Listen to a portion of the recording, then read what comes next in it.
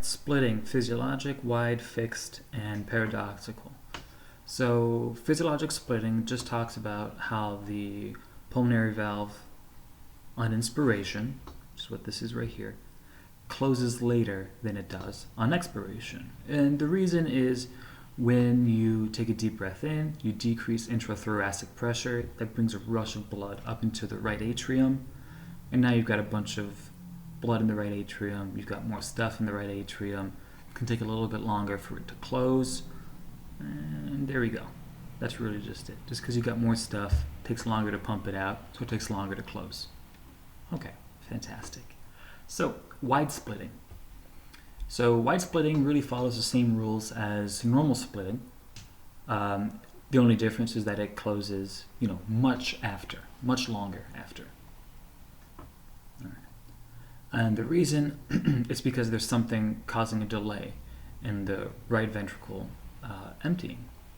And there's a million reasons where that can happen. And they list really the two big reasons here. You've got, pulmonary stenosis. You got the pulmonary artery that's narrowed, takes longer for blood to empty into it, takes longer, splits later. Okay. And then right bundle branch block, takes longer for the depolarization signal to show up, takes longer for things to happen. Pretty straightforward. So fixed splitting is where things get actually pretty interesting. So give me a second and I'll switch over to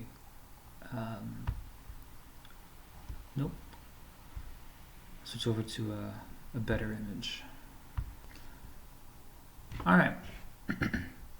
So here, just imagine these are the atria, okay? Left and right. So in an atrial septal defect,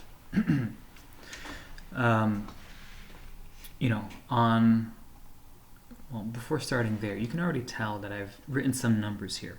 And I'm sure you've already looked at these numbers and noted, hey, you got 20 and a 10 here, that makes 30. And here you got a 30 here without anything in blue.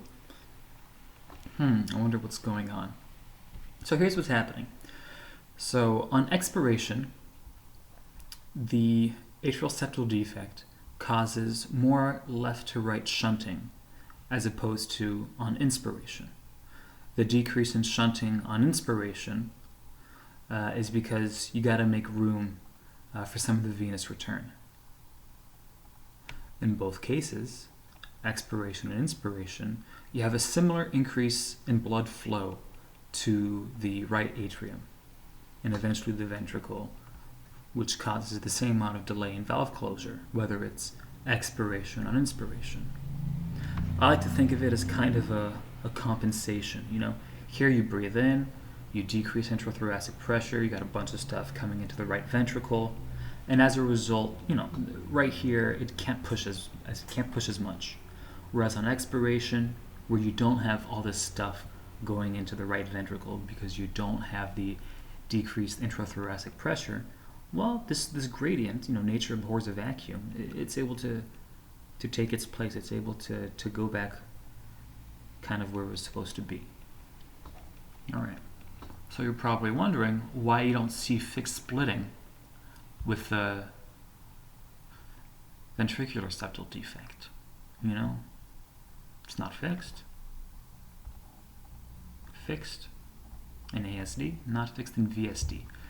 And already you should be looking right here, kind of like you were doing before, and say 110, 110, 100 here. What's going on?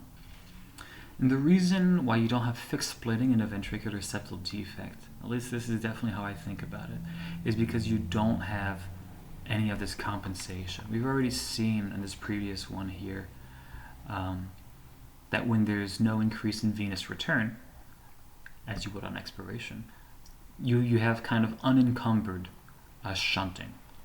However, when you do have inspiration in an atrial septal defect, well, the shunting's kind of stopped a little bit because it allows for the filling of the right ventricle.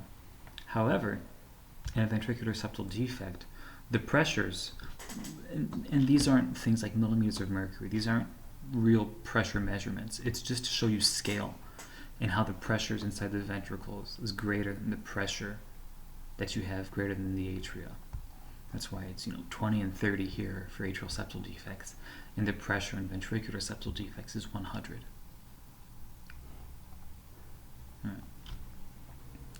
The reason is that this incredibly high pressure gradient doesn't compensate, all right, and it doesn't compensate, and it doesn't decrease on inspiration. You know, the pressure here is so high that regardless of if you're breathing in or not, it's going to pump over 100 worth of stuff. It's going to pump over the same volume of blood every single time, just because, you know, holy shit, things always move down pressure, and the pressure here is gigantic. Whereas here, the pressure is not as high, and so it can kind of compensate and allow for and decrease when you have that the filling of the right ventricle. So this is, I guess, a fun way of thinking about it, and that's definitely how I do it.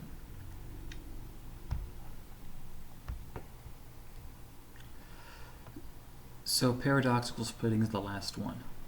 And so you can kind of look right here and compare the P2 sounds on expiration and inspiration. And it looks the same as it does in normal splitting, right? You got on expiration, it's right here, and then on inspiration, it splits a little bit later. Kind of the same with wide splitting. It's right here, and then it goes a little bit later. However, what you'll notice is that the A2 sound happens way later. Note that the A2 sound doesn't really split. You know, the aortic valve is gonna close at the same time, whether it's at inspiration or expiration. It's just called paradoxical because it's strange that the pulmonary valve is the one that's closing first. What's also interesting is that you would hear it on inspiration, and you would hear it on expiration more than on inspiration. And the reason is just because of during inspiration, the pulmonary valve is delayed in its closing. And what's actually happening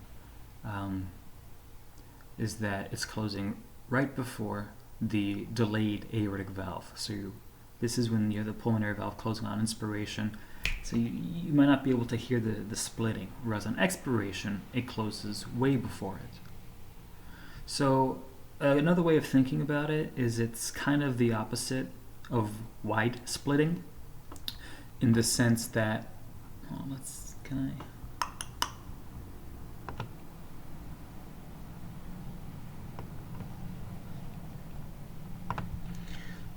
in that you have this, which is just moved over here. And there you go. And so what are some reasons that can cause this? Well, they go through right here.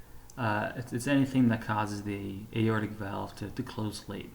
Left bundle branch block makes sense. Things take longer to go around the left circuit in the heart. Eventually that'll reach the aortic valve, closes later. Okay? And things like aortic stenosis, same reason. All right.